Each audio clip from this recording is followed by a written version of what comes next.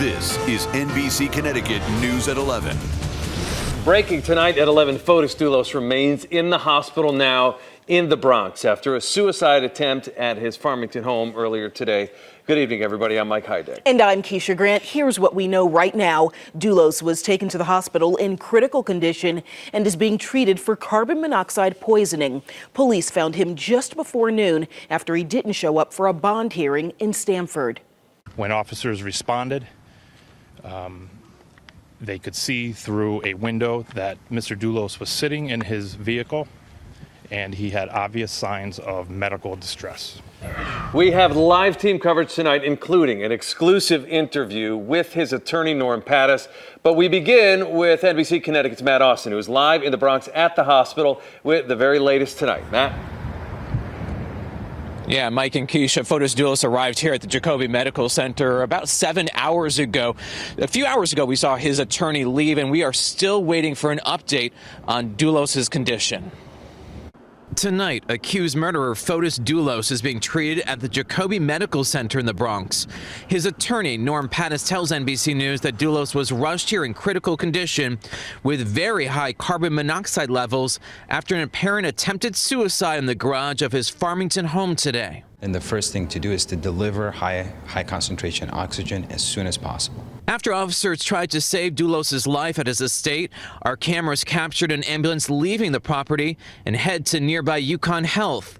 Dr. John Delgado, a toxicologist at Hartford Hospital, says in general it's a troubling sign if someone is unconscious. The fact that CPR was performed is a really bad prognostic factor, meaning if the poisoning was so severe that somebody lost their heartbeat or was unable to breathe, it signifies a very severe poisoning, and they would be unlikely to recover fully from it. After being treated at Yukon, Dulos was loaded on LifeStar and flown to New York City. On its website, Jacobi reports it has treated more patients with carbon monoxide poisoning than any other hospital in the country. Patients are brought into a hyperbaric chamber, which delivers oxygen at a high pressure, and it's a therapy choice for those with severe poisoning. Usually most patients, by the time we get them into the chamber, the carbon monoxide is gone. So the thought to still do the treatment is to help prevent the delayed consequences of that, which are usually brain damage. Back out here live, Dr. Delgado tells me Dulos might have ended up here because not many hyperbaric chambers in the country can handle critically ill patients. We reached out to the hospital for an update, but a spokesperson could only tell us they can neither confirm nor deny if Dulos is a patient here. We're live tonight in the Bronx. Matt Austin, NBC Connecticut News. My understanding is that he tried to end his own life today in the garage of his home. Now, the man defending Fotis Dulos in the case says he was stunned by the turn of events today. In an exclusive one-on-one interview, NBC News sits down with Norm Pattis. Jamie Ratliff is live in Farmington. And Jamie, we understand Pattis actually spoke with his client this morning. Yeah, Keisha, Mike Pattis was actually out of the state today on another case when he got a word that there would be a last-minute emergency bond hearing today in Stamford. So he called Dulos about that this morning. He says during that conversation, during previous conversations, there was no indication to him. It never occurred to him that there would be a risk of suicide. And tonight, Pattis gave us his reaction on today's developments. Shock and sorrow and grief. As Fotis Dulos remains in critical condition tonight, his attorney Norm Pattis spoke about the conversation he had with him this morning before the suicide attempt. They spoke about an emergency hearing in Stamford court today at noon with the possibility of his bond being revoked due to an issue with the insurance company backing it. Obviously, the potential for a bond revocation was devastating news to him, but throughout he has been a fighter and resolute. In our review of the discovery, we very much liked our options for trial, and we very much liked the possibility of success. So this development comes as stunning news to me. In exclusive video, our camera captures Pattis leaving the hospital tonight. He says Dulos has a very high carbon monoxide level, calling his condition perilous. For Dulos' civil attorney, Rich Rockland, the news of the attempted suicide came as a shock. It's sad to see that somebody you've spent so much time with, who was always fighting for his kids and somebody who maintained his innocence, decided that the pain was too great, and that's a hard thing to process, frankly. And regardless of what people may think of him, I think you should recognize that when somebody takes their own life, that's not a good thing. I've had clients end their own lives, and in each instance you wonder what you could have done better. Pattis says the weight of being accused of murder is difficult to bear and reacted strongly to those who characterize the attempted suicide as an admission of guilt. If they've made up their mind before they'd even seen the evidence, shame on you. Now, that bond hearing that was scheduled for today has been moved to tomorrow afternoon. Now, NBC did ask Pattis about a possible motive for that suicide attempt. You can hear his answer as well as watch the full interview on our website at NBCConnecticut.com. We're live in Farmington. Jamie Ratliff, NBC Connecticut News.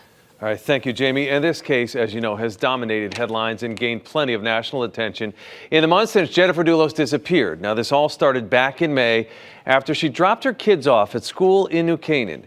Here's a closer look at what's happened since. May 24th, Jennifer Dulos' SUV was found at Waveney Park in New Canaan.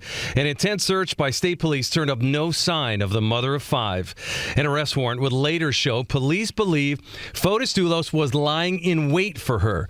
And Michelle Triconis told investigators she believed that Jennifer's body had been in a pickup truck that Dulos borrowed from one of his employees the same day Jennifer disappeared. We're heartbroken and very concerned, but we are just hoping fervently for her safe return. Jennifer Dulos had moved to New Canaan from Farmington, where she had lived with her husband until filing for divorce about 2 years ago. 1 week after Jennifer Dulos was last seen, investigators shifted their search 70 miles away to Hartford. Well, I just noticed the police officer, and I was wondering why he was on Signor Street. Major crimes investigators scoured dozens of locations in Hartford after they found surveillance video that showed a couple resembling Fotis Dulos and his then-girlfriend Michelle Triconis in a pickup truck, making about 30 stops around Hartford, tossing garbage bags into both trash cans and dumpsters. Next, investigators spent weeks combing through the rubbish in the Mira trash facility in Hartford, where detectives recovered some clothing and a kitchen sponge covered in Jennifer Dulos' blood. Then on June 2nd, police arrested Fotis Dulos and Michelle Triconis on charges of evidence tampering and hindering prosecution in connection with Jennifer's disappearance. I know what I've done and I know what I haven't done, so I have to stand and fight. Dulos spoke exclusively to our sister station WNBC in July, saying he had nothing to do with Jennifer's disappearance. 2 months later, Fotis Dulos and Michelle Triconis were arrested again on additional charges of evidence tampering.